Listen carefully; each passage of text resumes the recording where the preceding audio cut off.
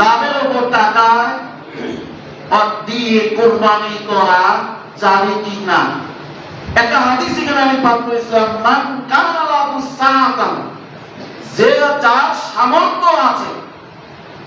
এখন এইখানে আগে আমাদের আলোচনা করতে হয় হুকুম, কুরবানির হুকুম সম্পর্কে কি? কুরবানির হুকুম মানে কি? আদেশ। আদেশটা কি রকম? যেমন সালাতের হুকুম মানে কি? ফরজ, আবশ্যক, আদায় করতেই হবে, কোনো কথা নেই। ছোট বড় নির্বিশেষে সমস্ত মানুষকে কি করতে হবে? সালাত আদায় করতেই হবে যদি আপনি মুসলিম হন। এটাকে বলা হয় হুকুম। তো কুরবানি যেটা একটা ইবাদত, এর পিছনে একটা হুকুম রয়েছে। আল্লাহ রাসূল সাল্লাল্লাহু আলাইহি ওয়াসাল্লাম বা আল্লাহ তাআলা রাসূল সাল্লাল্লাহু আলাইহি ওয়াসাল্লামের মাধ্যমে হুকুমটা কি দিয়েছেন? এটাকে বলা হয় সুন্নাতে মুআক্কাদা।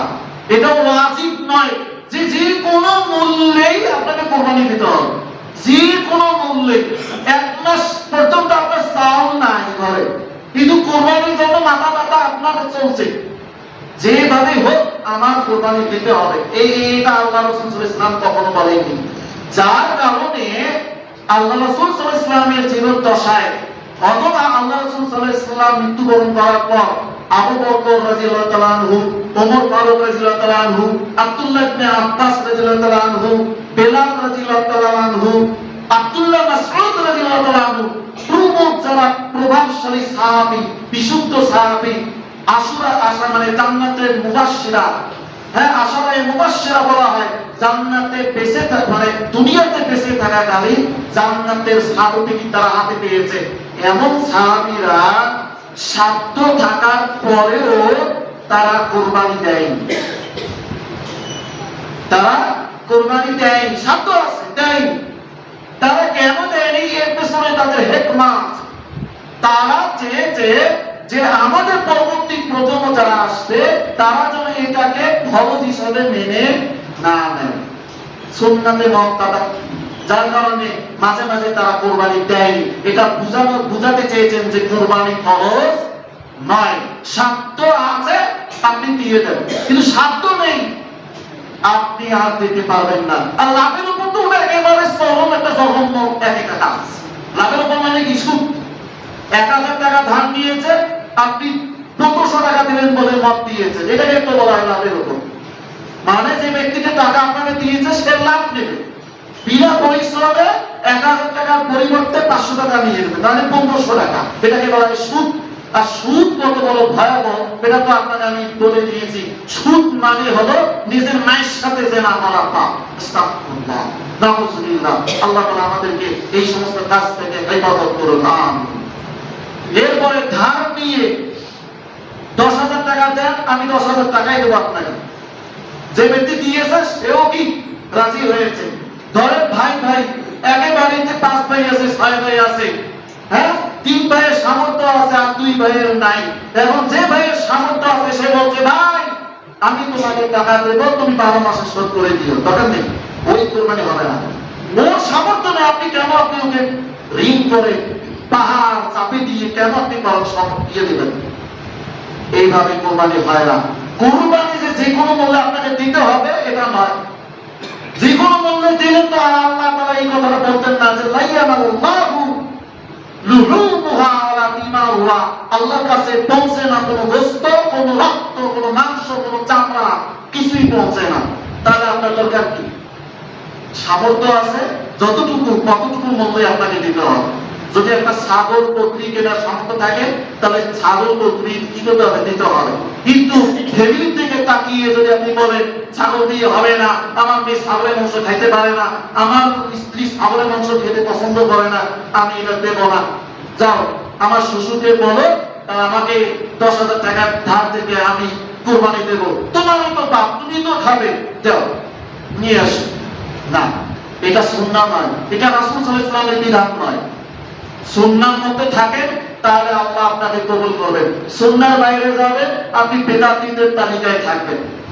আর বেদাতীদের হুকুম আল্লাহ রাসূল সাল্লাল্লাহু আলাইহি ওয়াসাল্লাম নিজেই বলেন, হাউজে কাউসারে তিনি তখন পানি পান করাবে আর ফেরেশতা যখন বলবে আল্লাহর নবী এই ব্যক্তি আপনার বিধানের বাইরে চলাফেরা করেছে, তখন আল্লাহ রাসূল সাল্লাল্লাহু আলাইহি ওয়াসাল্লাম বলবেন সুকান দূর হও তুমি আমার থেকে।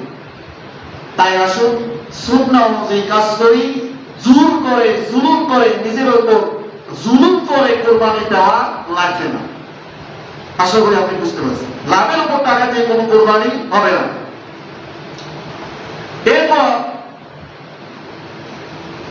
আল্লাহ রাসূল সাল্লাল্লাহু আলাইহি ওয়াসাল্লাম বললেন যে মান কানা লাহু সাআতান, এবার সাধ্য আছে কিন্তু কোরবানি দিতে চায় না, টাকা কমবে, সম্পদ কমবে, সামনে দিনগুলো কিভাবে যাবে এই ভয়ে কোরবানি দেয় না, তখন আল্লাহ রাসূল সাল্লাল্লাহু আলাইহি ওয়াসাল্লাম এদের ব্যাপারে বললেন যে ফালা ইয়াকুরবান্না, তারা যেন নিকটবর্তী না হয় মুসল্লামা, ঈদগাহে যেন তারা না যায়।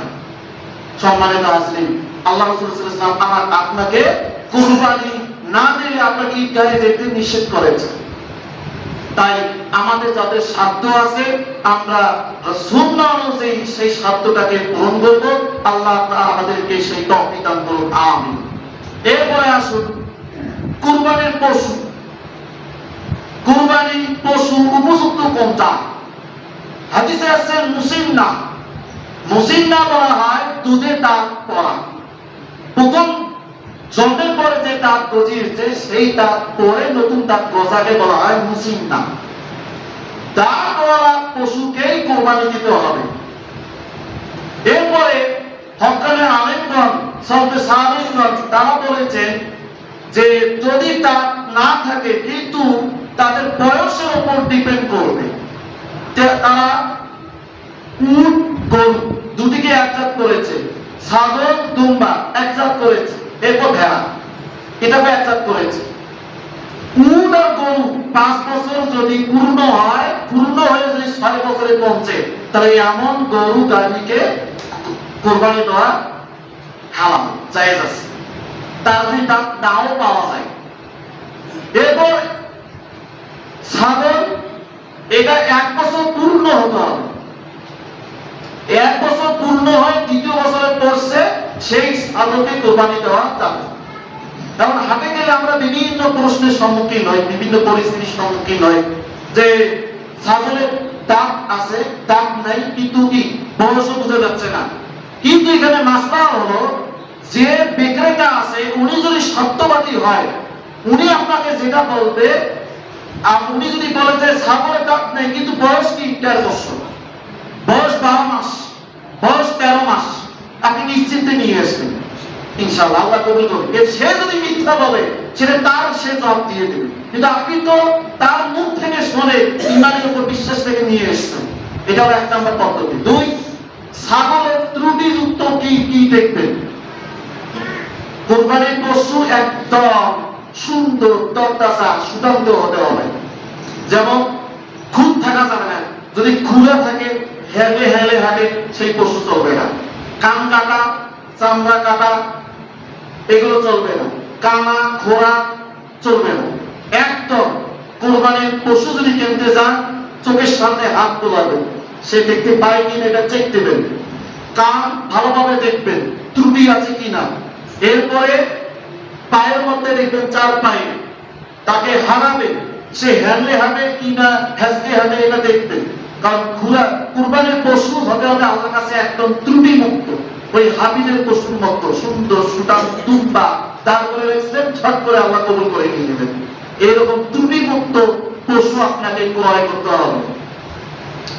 সম্মানিত হাজরিন, এরপরে এখানে আরেকটা বিষয় আসি, শরীকনা কোরবানি।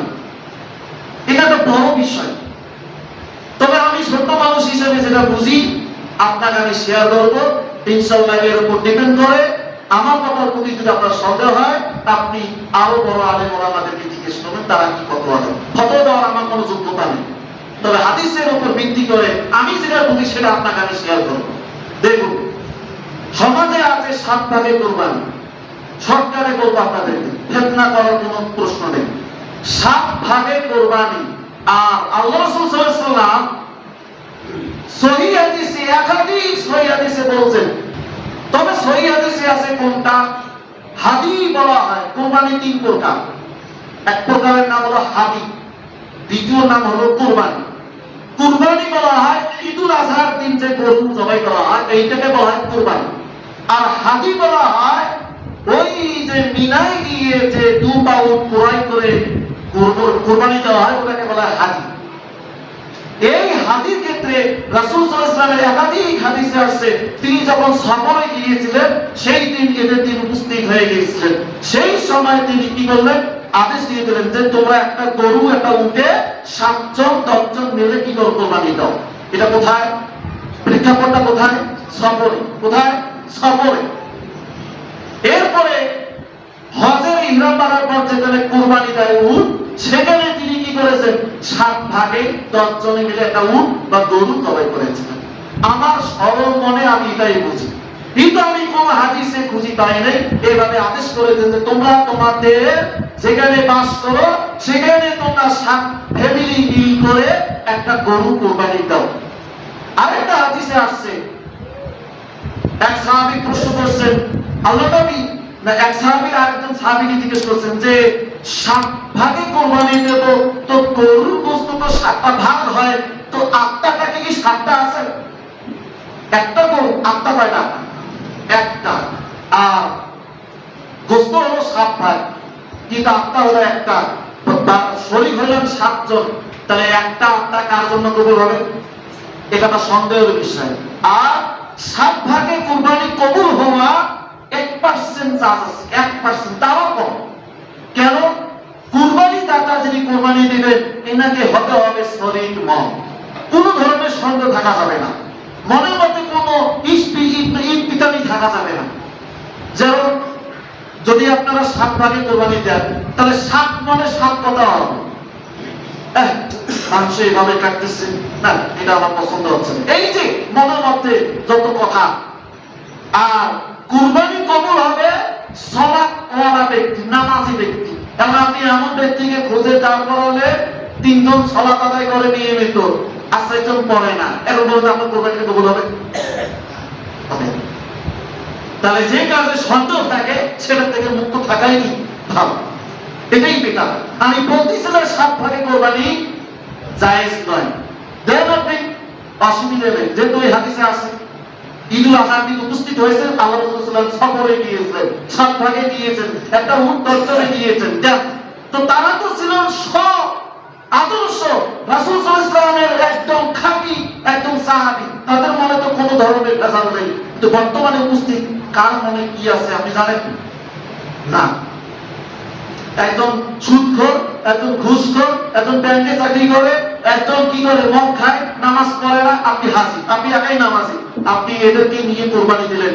কুরবানি তো কবুল হওয়ার কোনো চান্সই নেই, তাহলে কেন আপনি সন্দেহজনক কাজে জড়িত থাকবেন? তাই আল্লাহ রাসূল সাল্লাল্লাহু আলাইহি ওয়াসাল্লামের একাধিক সহিহ হাদিসের উপর ডিপেন্ড করে তিনি যেটা বলেছেন যে একটি পরিবারের পক্ষ থেকে একটা পশুই যথেষ্ট কুরবানি দেওয়ার জন্য। আপনারা এটাই দেওয়ার জন্য চেষ্টা করবেন, তাহলে কুরবানি আল্লাহর কাছে কবুল হবে। এতে যদি আপনার একটা ছাগল যদি ভাগ্যে থাকে আপনি সেটাই দেন। আপনার উদ্দেশ্য কি? আল্লাহকে খুশি করা। আপনি যদি আপনার ফ্যামিলি থেকে তাকিয়ে বলেন ছাগল আমার চলবে না, গরু নিয়ে এসি, তাহলে খবর শেষ।